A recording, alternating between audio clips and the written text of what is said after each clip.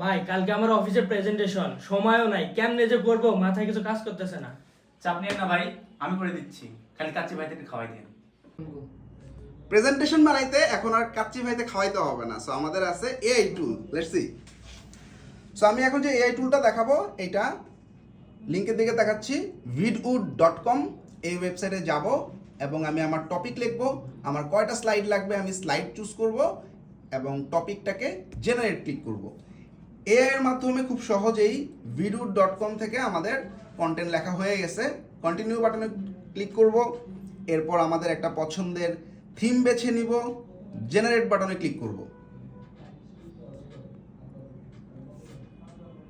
So instantly আমার যে কটা কার্ড লাগবে সেই কার্ড হচ্ছে পেজ, বেসিক্যালি আমাদের পাওয়ার পয়েন্ট প্রেজেন্টেশনের বা গুগল স্লাইডের যে পেজ, যতগুলো পেজ লাগবে ততগুলো কার্ড এর মাধ্যমে জেনারেট হয়ে যাচ্ছে।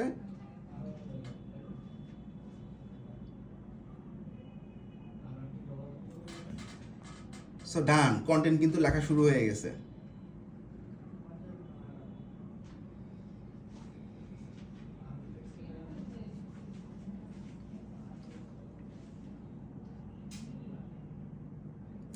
সো আমার 10টা কার্ড কিন্তু জেনারেট হয়ে গেছে খুব সহজেই। এখন আমি চাইলে আমার কন্টেন্ট কোনো কিছু যদি আমার পছন্দ না হয়, I can edit the content.